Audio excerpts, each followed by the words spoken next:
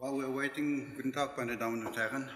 Vielen Dank für diese Einladung. Es ist wirklich für mich eine große Ehre, die ich schätze, dass ich heute hier vortragen darf. Ich bedanke mich herzlich dafür. Weil man eigentlich an einer deutschen Akademie kein fehlerhaftes Deutsch hören will, werde ich auf Englisch weitermachen. In my talk today, I'm referring to various aspects of the current situation in South Africa, the past, and I'm looking at the future of some lexicographic aspects. Vielen Dank. Ethel Fugard is a well-known South African playwright and author, and he incidentally received an honorary doctorate from Stellenbosch University at the same graduation ceremony where a doctorate was also conferred on Professor Herbert Ernst Wiegand. In his plays, Ethel Fugard tried to express his opposition against the previous political regime in South Africa. And he did that in a number of ways, and his weapon was actually his plays. And in one of the plays that he wrote, My Children, My Africa, a play set against the protest and the violence during the 80s in South Africa, there was a teacher, Mr. M, and his student, Naomi, and the two of them were talking alone in the classroom, and the teacher was trying to convince the student that violence is not a solution to the problems. And while they were talking, there were unrest outside the classroom. A stone was thrown through the window. So this teacher picked the stone up, and he held the stone in one hand. And he picked his dictionary up and held that in the other hand. And he said to his student, if you put these two on a scale, you will find that they weigh more or less the same. In this hand, I have the whole English language. In this hand, I have a single word. The best known people in the world manage to open the floodgates of their ecstasy, their problems, and their joy with the words in this little book. I want you to have it. As lexicographers, we are presenting society with dictionaries. But what do we put into these dictionaries? What do they carry? Are they impartial and objective carriers of meaning? Are they instruments towards bias and a specific ideology? Are they perhaps even more dangerous than a stone? Do they open the floodgates of ecstasy or of despair? Do they promote inclusion or exclusion? These are questions that lexicographers need to answer, and I will respond to some of them by looking at a few aspects regarding the fact that language has a social impact, that dictionaries reflect language of a given speech community, and then I'll look at some aspects of the language and dictionary situation in South Africa with a focus on othering and exclusion, but also a focus on restoration and inclusion. We all know that language influences human behavior, and it can function as an agent of inclusion and exclusion. It also has ideological power and reflects something of its society. And the social impact of language is connected to its diversity, to its products, and its processes. Language defines and largely constitutes our existence. And this language is reflected in our dictionaries. Dictionaries become social agents, and within a post-anthropocentric ethics, language and by extension dictionaries should negotiate human culture within a flat ontology where everything is relational and contextual. Looking at Afrikaans, due to its Dutch-European origins, and the fact that Afrikaans is spoken by many white South Africans, the fact that it was the primary language of the then National Party that came to power in 1948 and formally introduced many aspects of the apartheid system, Afrikaans had often been stigmatized as the language of oppression. And this stigmatization was done in spite of the fact that more than 50% of the mother tongue speakers of Afrikaans are not white South Africans. But color has always been a sensitive issue in South Africa. And when language and color are associated, language then also becomes sensitive, and it becomes a political instrument. And that was the case with Afrikaans. The politicization of Afrikaans reached a climax in 1976.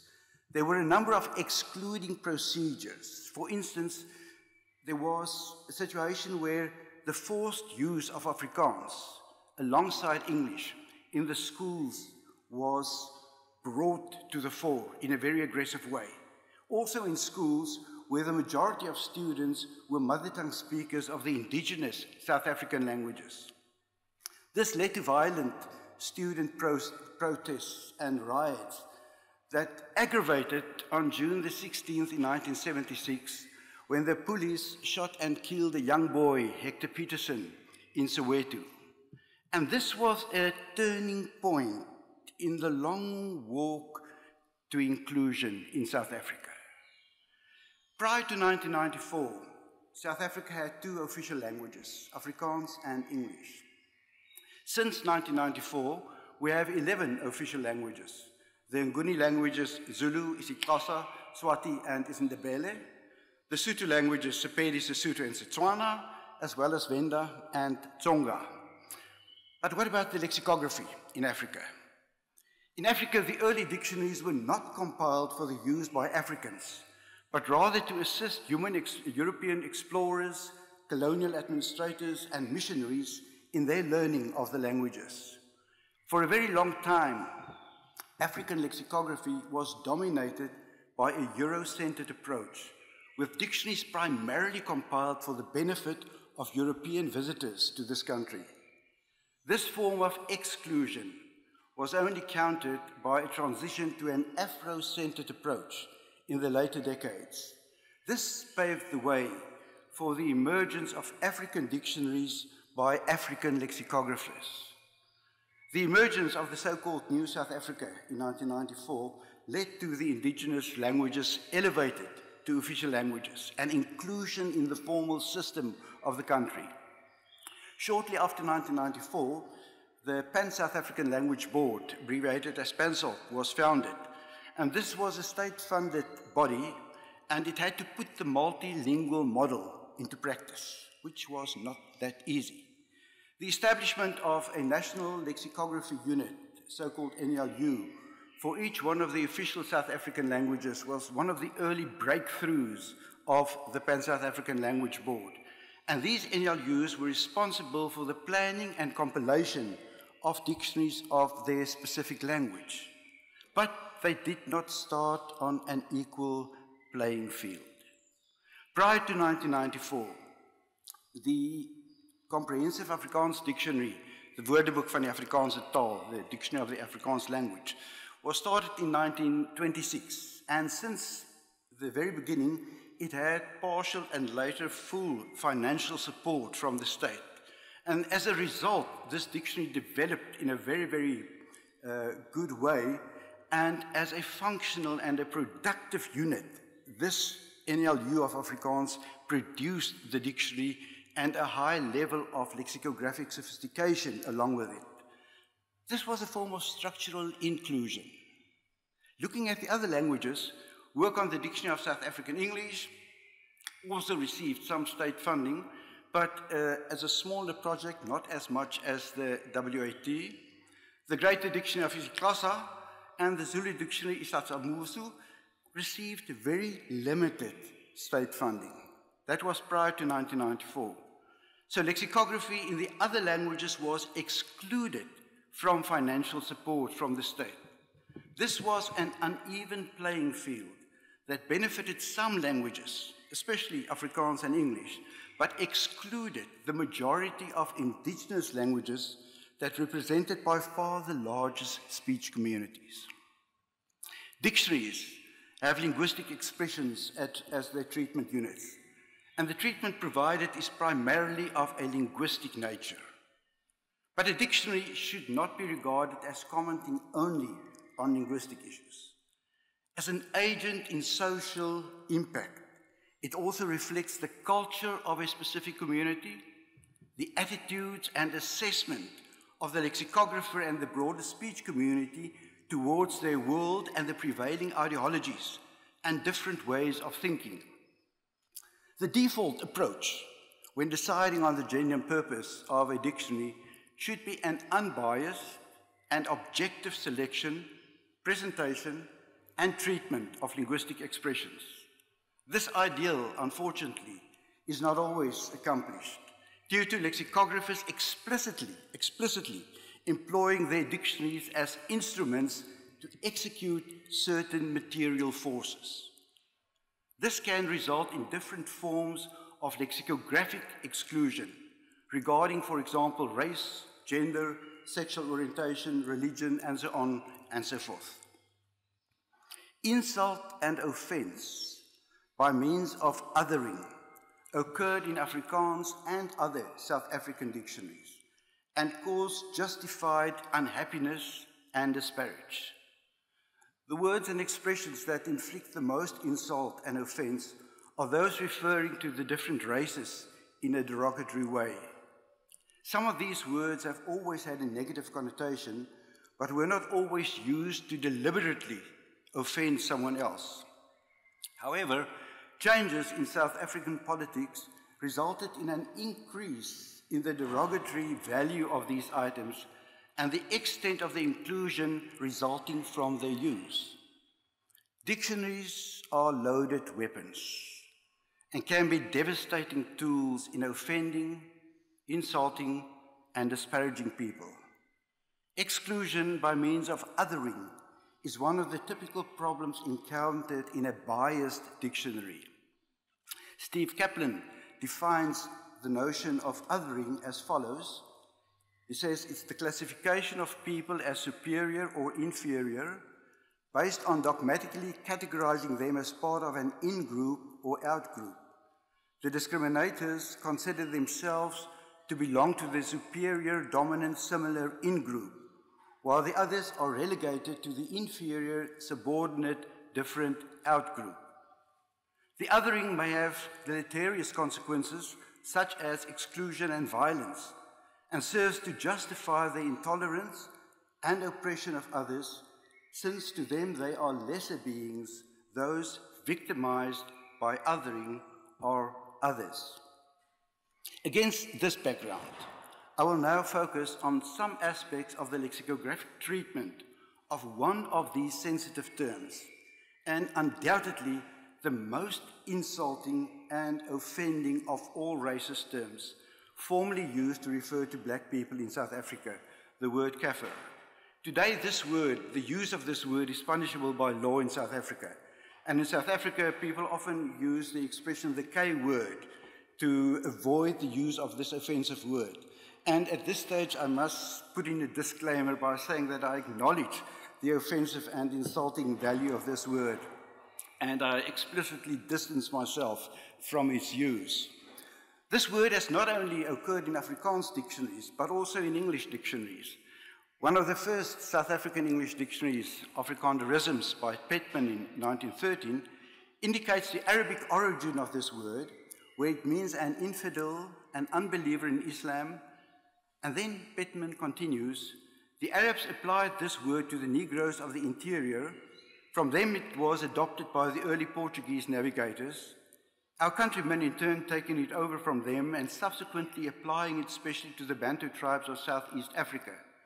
The term is entirely unknown in the language of the people to whom it thus specifically applied, and I've known it to be vigorously repudiated by them as a national designation.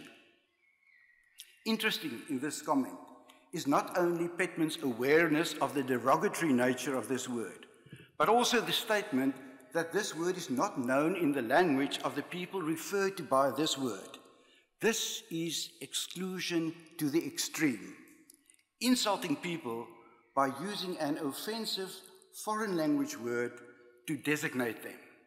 And in this regard, this dictionary informed the users and the readers of this situation.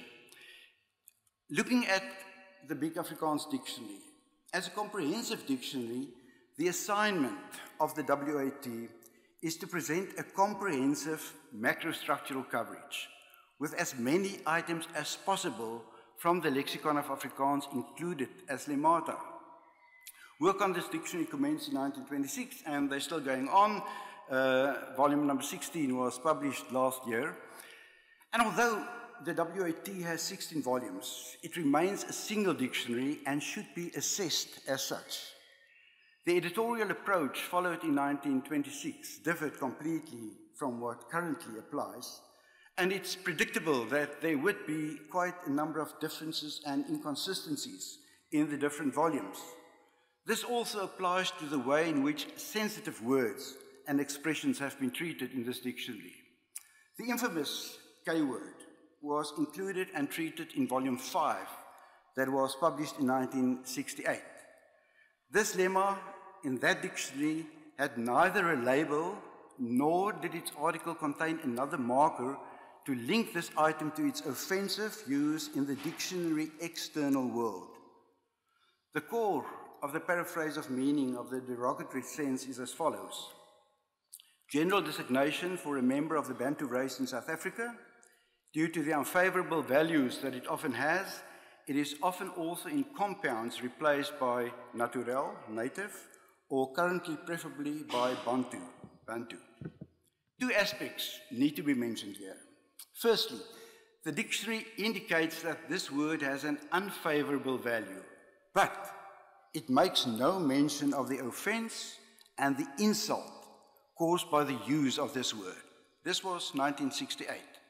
By saying that the word is the general designation, the implication is that the dictionary confirms and even condones the use of this word, and therefore also the resulting othering and exclusion.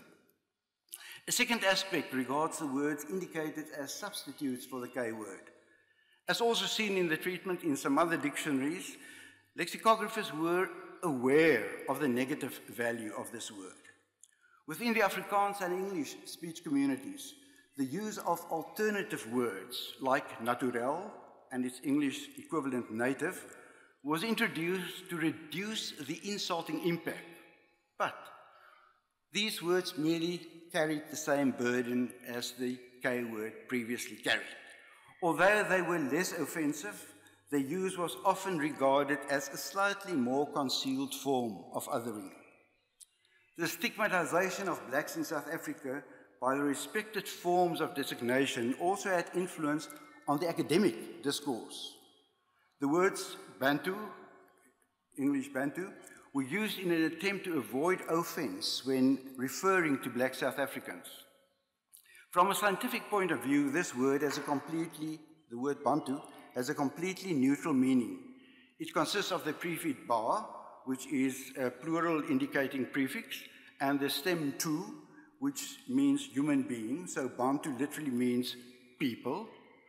But it is also the scientific designation of the language family to which most of the indigenous South African languages belong.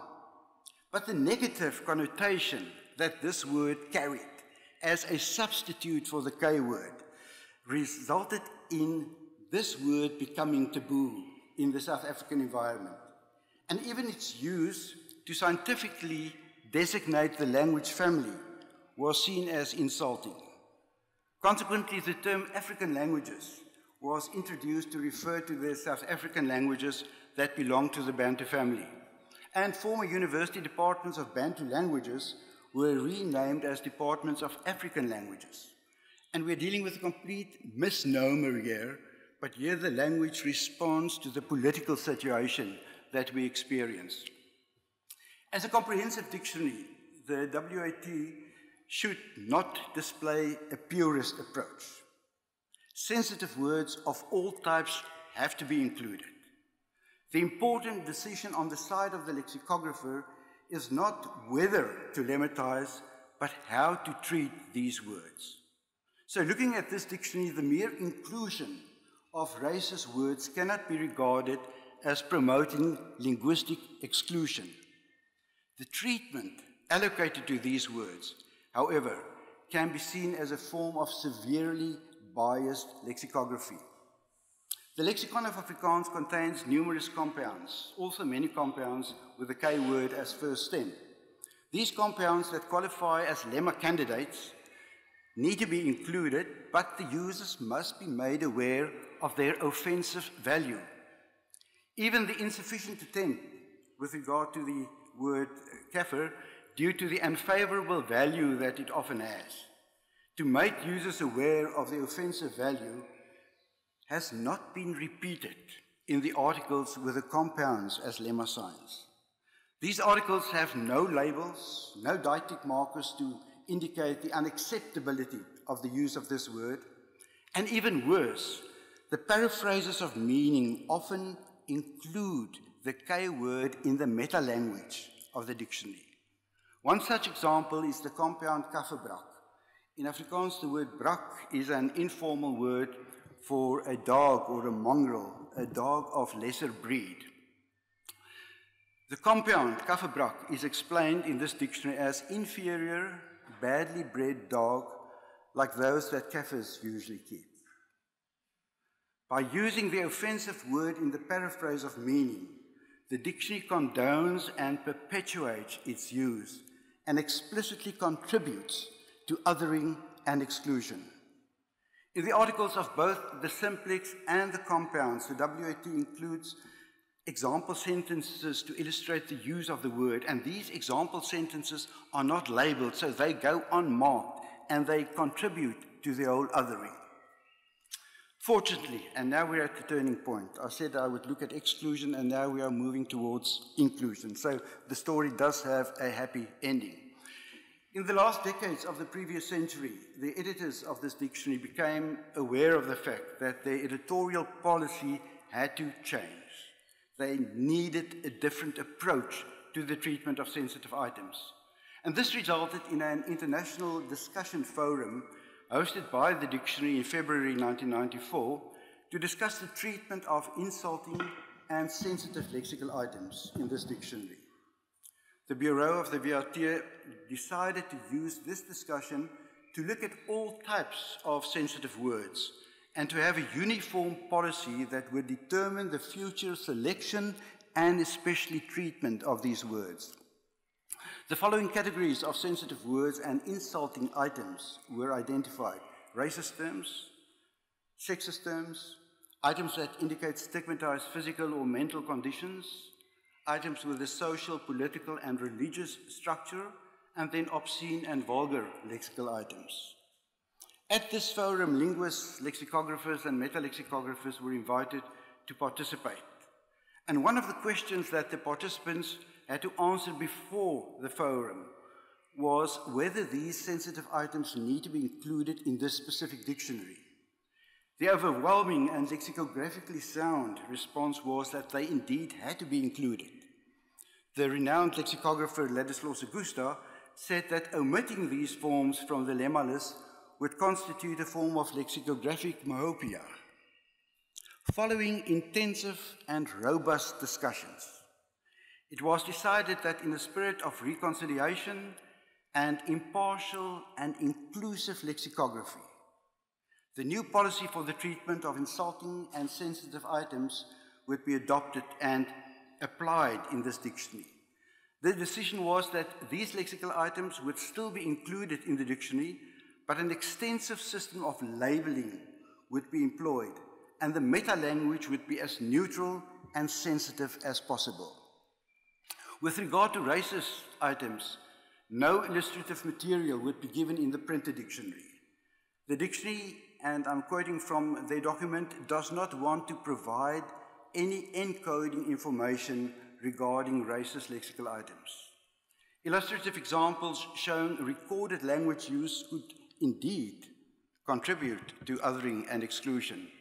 So these materials, although not presented in the printed dictionary, are available in the online dictionary and in the database of this dictionary. The user guidelines of each subsequent volume of the dictionary would also contain a section, Policy for the Treatment of Insulting and Sensitive Lexical Items. And since 1994, this has been included in each new volume of the dictionary. And all articles with a sensitive item as lemma sign would include a cross-reference referring the user to this section in the front matter text. This new policy was directed at future volumes of the VRT and has since its inception indeed been implemented in a strict and consistent way. The printed volumes published prior to the new policy could, however, not be changed at this stage. The dictionary embarked on an active revision process to apply the new policy to all articles in the online version of the dictionary. And this dictionary has been fully edited according to the new policy. So the WTAT now displays an unbiased treatment directed at inclusion, and it makes its users aware of the offensive and insulting nature of all sensitive lexical items. This policy has helped to counter exclusion and othering. It has served as a model for other lexicographic projects in South Africa. It has therefore enhanced the quality and objectivity of the broader South African lexicographic environment. As social agents with ideological power, South African dictionaries have taken their turn to matter.